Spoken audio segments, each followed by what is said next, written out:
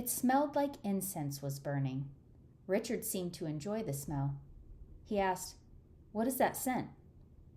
"That's sage," Douglas said. "I burn it to clear the room of energy between sessions. Have a seat, you two." He gestured towards the 2 chairs on one side of the desk. Then he proceeded to sit on the other side of the desk. Douglas went into his desk drawer and pulled out 2 baggies.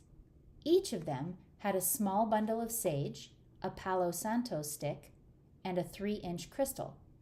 The crystal was opaque white and splintery. He handed each of them the bags and said, "These are my beginner clearing kits. You smelled the sage when you walked in. You can use that before starting, and you saw how to use the Palo Santo on each of you. The crystal is called selenite. It is wonderful to clear and balance energy.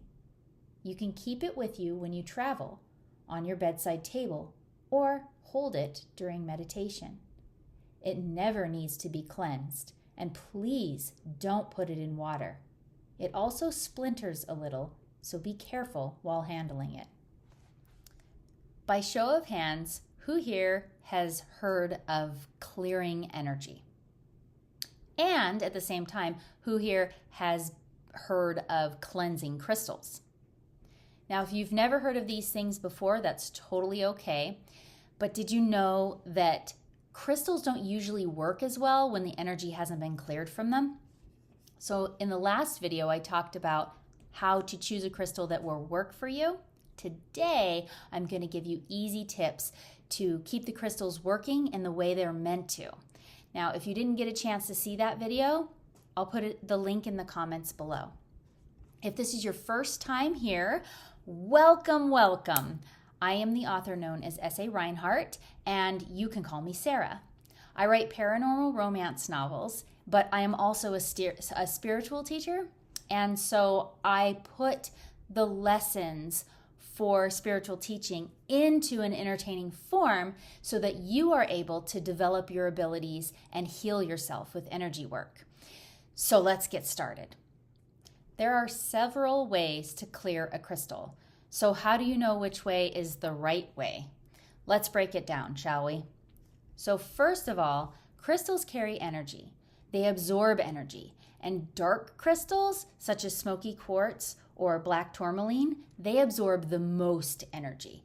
So when we think about this as like a rule of thumb, the darker the crystal, the more energy they absorb. The good, the bad, and the ugly. Think about it this way. If you go into a crystal store, and most prudent crystal store owners, they will cleanse all their crystals in the morning, but then several of their customers have been touching these crystals. So the crystals will pick up the energy from all the other customers, and by the time you get to the crystal, unless you're there like first thing in the morning, like you remember those old Mervyn's commercials, like open, open, open, open. I don't know. Just me? Okay. Anyway, they have already absorbed the other customer's energy. So if the customer came in and was like, "Love, love, we love you," that's a good thing, right? But sometimes they're looking for something to help them with an issue that they're having, and they could end up transferring that energy. It's not a good or a bad thing, it's just a thing, right? And so what we want to do is make sure that we are prudent, so when we get home from the store with those crystals, we cleanse them right away, or as soon as possible. If you got a cleansing kit in your car, that's cool too. Here are the easiest ways to make sure your new beauties are ready and cleared for you. Number 1, sage. Running your crystals through the smoke of sage can get rid of most all of the energies. There are some exceptions, but we're not going to go into that here. The cool thing about the crystal stores that you buy your crystals at is most of them will carry sage also, so just pick up a bundle of sage if you're not opposed to smoke. So that brings me to number 2, the smokeless way. You can set your crystals out on the dirt or in the grass for a few hours so Mother Earth can absorb that energy from the crystals, and then your crystals will be clear. Now, pay attention if you're putting them out during the day, because the sun can take something like clear quartz and magnify and focus that. Think magnifying glass in the sun and how it can burn holes. Same thing with quartz. You want to be very careful. So put it in a shady area if it's during the day. What if you don't have a few hours? What if you're like, I just got it back from the store. I want to use it right away. I'm so excited. I totally get that way. So like, you are my sister from another mister. Seriously. But a quick cleansing way to clear your crystals of the energy that's not needed anymore is by running it under water, like just turning on a faucet and running it under water for like 30 seconds. Really super easy, really super fast. Now, the caution with that is if the crystal is not water tolerant.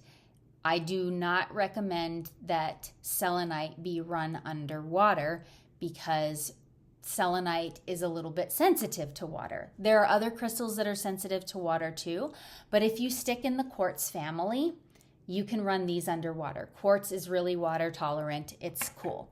Or if you have a question about a crystal that you're like, well, I'm not sure, just ask your favorite crystal expert and see if it's okay to run underwater. Or the next way that a lot of people like to cleanse their crystals is by the full moon. Now, I used to use this method, but I find that a lot of people, especially busy people, really have a hard time either remembering to put out their crystals during the full moon, and then they're like, well, what if it's not the full moon? What if it's a little bit after, waxing and waning and all the, moon terminology. So there's another video coming up on that. I can talk all about the moon. That's another video. What I want to say is if you can remember the full moon, great. Set them out overnight. Make sure they're secure. But there's a better way, right? So remember in Mystical Love, when Douglas talked about the selenite and he said be careful with water and then it could splinter, so make sure you're handling it properly and those things, right? But he also said that selenite never has to be cleansed. So this brings me to, if you have to cleanse other crystals, selenite, this is also selenite, by the way, it's a selenite plate. Selenite is great for placing your crystals on top of it. And I'm just grabbing random crystals over here. And you can sit them on this. Now, this is really cool to have by your bedside table. I highly recommend blue crystals for bedtime. Some people like to sleep with amethyst because it helps with their dreams. I personally think that if you're an overthinker, amethyst, you're going to want to rethink amethyst. But for the most part, setting it on a selenite bed, you like that, or a plate, totally. You could do it at night. You could do it during the day. It can be secure inside the house. It is the most efficient way that I have found, and I have selenite plates like that all over the house. But it's the most efficient way that I have found to cleanse your crystals and keep them running for you. And then basically, if you keep one of these on your desk, you can just grab a cleansed crystal and hold it, and like smoky quartz for the anxiety, right? Like, oh, okay, now I'm better, right? So there are a lot of things you can do, but the main ways to cleanse your crystals is by sage smoke or Palo Santo smoke, by running it under water as long as they're water tolerant, by setting them out on Mother Earth as long as you make sure they're not going to burn a hole in anything, and by using selenite to cleanse the crystals. So what method are you going to try today? I'm very curious. Put it in the comments below. And also, if you have any questions, let me know. But until next time, beautiful souls, I will see you in the next video.